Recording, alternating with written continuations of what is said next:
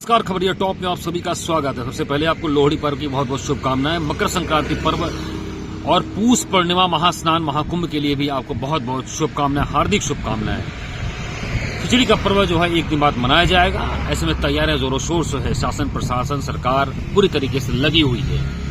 लेकिन परिवहन आयुक्त कार्यालय, परिवहन विभाग मुख्यालय पर अगर माने तो वहां एक अलग प्रकार की खिचड़ी पक रही है। जी हाँ, पदों पर प्रमोशन होने के बाद उसकी तैनाती को लेकर या पदों के बंटवारे को लेकर, विंग के बंटवारे को लेकर यह एक अलग प्रकार की खिचड़ी पिछले कई महीनों से जो है वहां पर पक रही है। हालांकि अभी यहां पर नवागत परिवहन आयुक्त ब्रजेश नारायण सिंह यहां पर आ चुके हैं, अपना कार्यभार संभाल चुके हैं, बहुत ही सक्रियता के साथ अपना कामकाज देख रहे हैं। लेकिन अभी लग रहा है कि उनको काफी थोड़ा समय लगेगा विभाग की कार्यप्रणाली को समझने के लिए। हालांकि इस समय खबरिया टॉप की टीम के पास प्रमुख सचिव परिवहन एल वेंकटेश्वर लू का वह आदेश पत्र हमारे पास है, जिसमें साफ तौर पर लिखा है कि डॉक्टर राजेंद्र कुमार विश्वकर्मा, डॉक्टर आर.के. विश्वकर्मा को अब तत्काल प्रभाव से आज के डेट में अपर परिवहन आयुक्त राजस्व के पद पर जो है तैनात करने का आदेश दिया गया है। आपको बता दें डॉक्टर आर.के. विश्वकर्मा का जो प्रमोशन है वो तकरीबन 2 महीने पहले ही हो चुका था।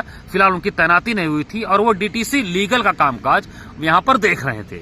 इसके बाद देखा जाए तो अपर परिवहन आयुक्त के सारे पद मुख्यालय पर भर जाएंगे।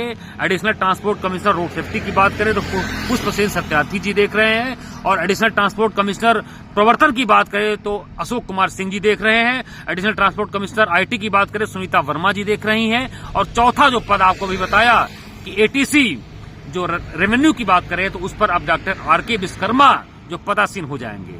कुल मिलाकर यह एटीसी का पूरा जो वहां पर है सारा खाचा भर जाएगा। लेकिन इसके साथ ही जो पदों की खिचड़ी की बात आपसे की वह डीटीसी लखनऊ जोन को लेकर है। दरअसल डीटीसी लखनऊ जोन सुरेंद्र कुमार आगामी 28 फरवरी को सेवानिवृत्त हो रहे हैं, लेकिन उन्होंने सेवानिवृत्त होने से पहले ही अपने वीआरएस के लिए आवेदन कर दिया, प्रार्थना दे दिया है। और माना जा रहा है कि नवागत परिवहन आयुक्त ने उस पर अपनी अनुमति जाहिर कर दी है और उनका जो एक अनुशंसा पत्र, प्रार्थना पत्र है वो मुख्यालय से सीधे तौर पर शासन की अनुमति के लिए प्रेषित कर दिया जाएगा।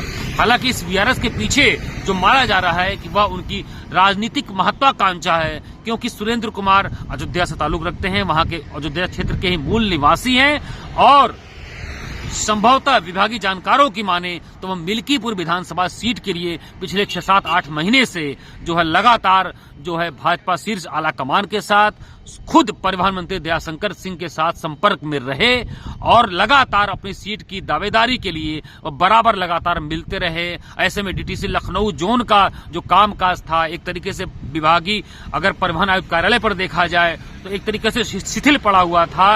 और ऐसे में अब जबकि मिल्कीपुर विधानसभा अयोध्या की उपचुनाव की तारीखें तय हो गई हैं, सब कुछ तय हो गई है, तो जिस प्रकार से उन्होंने अचानक सुरेंद्र कुमार ने डीसी लखनऊ जोन के पद से वीआरएस की अनुमति मांगी है, तो कुल मिलाकर ये आशंका, ये संभावना जताई जा रही है कि लगभग संभवतः उनकी सीट पक्की हो चुकी है। वैसे आपको बता दें कि विभागीय जानकार बताते हैं या उनके जो साथ जो उठते बैठते हैं जो भी हैं लोग बताते हैं कि उनके संबंध, जो राजनीतिक संबंध, काफी उनके परिवार के लोग राजनीति से जुड़े रहे। उनके ताऊ जी जो विधायक रहे काफी पुराने समय में, जिनके ताल्लुकात मौजूदा अवधेश प्रसाद जो सपा के सांसद अयोध्या से हैं और पूर्व में मिल्कीपुर जो विधानसभा सीट से विधायक रहे, तो कुल मिलाकर शायद अयोध्या प्रसाद की मिल्कीपुर विधानसभा पूर्व उसी सीट में शायद जो सुरेंद्र कुमार परिवहन जो परिवहन अधिकारी हैं वो कील ठोकते हुए नजर आ सकते हैं। आगामी राजनीतिक परिदृश्य में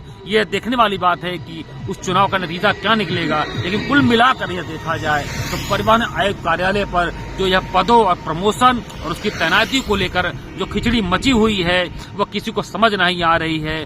और अब यह भी माना जा रहा है कि additional transport commissioner enforcement Ashok Kumar Singh भी डीटीसी लखनऊ जोन 28 फरवरी सुरेंद्र कुमार जिस दिन रिटायर होंगे उसी दिन वो भी सेवानिवृत्त होंगे। तो ऐसे में प्रवर्तन काफी अहम हिस्सा है, काफी अहम पद माना जाता है और उनकी सेवानिवृत्ति के बाद वह एटीसी इन्फोर्समेंट का पद या वह कार्यभार किस एटीसी को सौंपा जाएगा, यह भी बहुत बड़ा सवाल है, भविष्य के गर्भ में देखा जाएगा। लेकिन सब मिलाकर नवागत परिवहन आयुक्त के लिए बहुत ही माथापच्ची का यह जो विभाग है यह देखा जाएगा तो किस तरीके से वह पदों का बंटवारा करते हैं मुख्यालय पर, ताकि सड़क सुरक्षा, प्रवर्तन का कार्य, राजस्व, साथ ही आईटी की जो कार्यप्रणाली है, जो लगभग सारी सेवाएं परिवहन विभाग की जो आईटी के तहत सारी ऑनलाइन कर दी गई हैं, फेसलेस की गई हैं, और सीएम योगी खुद इस मंशा को जाहिर कर चुके हैं कि जल्द से जल्द परिवहन विभाग की सारी सेवाएं फेसलेस की जाएं। तो उसमें आईटी प्रणाली की बहुत बड़ी भूमिका है। तो कुल मिलाकर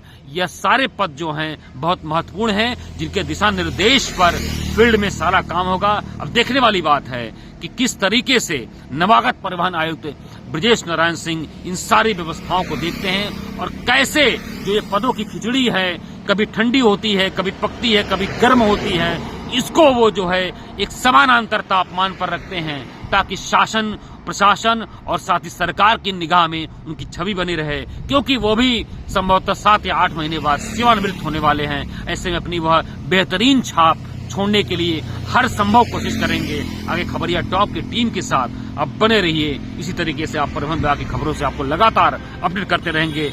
मैं कुमार रवि, कैमरा पर्सन सत्या के साथ।